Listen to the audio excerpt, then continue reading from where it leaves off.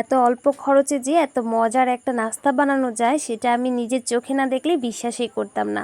আমি জানি আপনারা অনেক অনেক মজার মজার খাবার খেয়ে থাকেন, বাট এই সামান্য খাবারটা যে এত অসামান্য স্বাদ হবে সেটা আমি একটা বারও কল্পনা করিনি। চলেন শুরু থেকেই শুরু করি।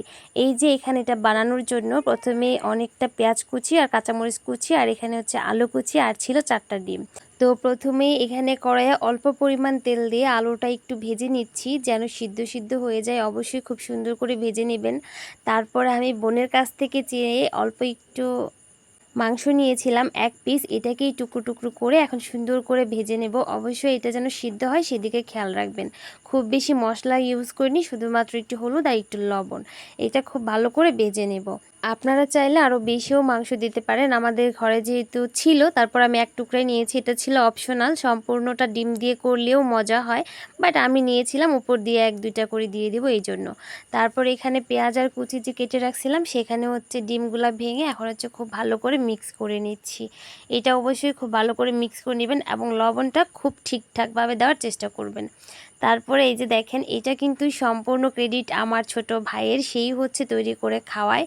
এটা এই যে রুটিগুলো দোকান থেকে কিনে আনছিলাম 1 প্যাকেট, 1 প্যাকেটের মধ্যে ছিল 10টা, আর এগুলা 5 টাকা পিস করে বিক্রি করে। একসাথে আনলে কিছুটা কম টাকায় আনতে পারবেন।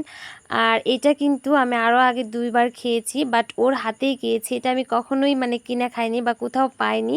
এটা হচ্ছে একদম ওর নিজের বুদ্ধিতে তৈরি করা, ও নিজেই এটা তৈরি করেছে আর আমি এটাকে নাম দিয়েছি ডিম বার্গার।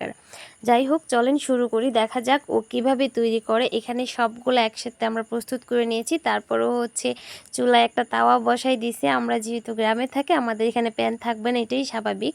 আমরা যেটাতে রুটি ভাজি সেটাতেই হচ্ছে নিয়েছি। আপনি চাইলে কড়াই কিংবা প্যানেও তৈরি করতে পারেন। তবে এটাতে খুব সুন্দর ভাজা হয়েছিল। প্রথমে ডিমটা দিয়ে তার উপরে হচ্ছে আলু ভাজি যেটা আমরা ভেজে রাখছিলাম সেটা আর মাংসের কয়েকটা টুকরো দিয়ে তারপর হচ্ছে এই যে রুটিগুলা যেভাবে দিয়েছে আর কি সেভাবেই দিবেন। আমি জানি আপনারা অনেক অনেক টাকা খরচ করে অনেক জিনিস বাইরে থেকে খান। আমি বলবো যারা আমার ভিডিওটা দেখছেন অবশ্যই একবার হলেও এটা ট্রাই করবেন। এটার টেস্ট এত ভালো আসে আপনি না খাইলে বিশ্বাস করবেন না। তারপর একে একে সবগুলো বানানো হয়ে গেছে, এখন হচ্ছে আমরা খাবো। আমরা সব ভাই বোন একসাথে ছিলাম আর ও হচ্ছে সসও নিয়ে আসছিল, 1 পিসের জন্য একটা করে সস আনছিল। তো সবাইকে দিয়ে তারপর হচ্ছে আমি আর আমার মেয়েটা রেডি করতেছি। আমার মেয়েকে দিলাম, সে খেয়ে বললো যে আম্মু অনেক ইয়াম্মি হয়েছে। বাচ্চা মানুষ, ও কিন্তু অনেক ভালো টেস্ট বোঝে।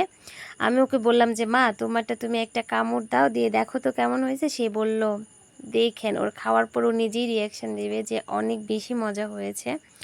ওটা হচ্ছে আসলে আমি ভিডিওটা নিতে পারি নাই, সরি। আর এদিকে হচ্ছে আমি আমার নিজেরটাও প্রস্তুত করে নিচ্ছিলাম। আমি ভিতরেও একটু সস দিয়ে দিচ্ছিলাম, তাহলে কামড়ে পড়লে অনেক বেশি মজার হয়। আমি আশা করব অবশ্যই আপনারা একবার হলেও ট্রাই করবেন, নিশ্চিত এটার প্রেমে পড়ে যাবেন। আমার কাছে অনেক অনেক বেশি ভালো লাগে। আজকের ভিডিওটা এই পর্যন্তই, ভালো লাগলে শেয়ার করে দিবেন। আল্লাহ হাফেজ।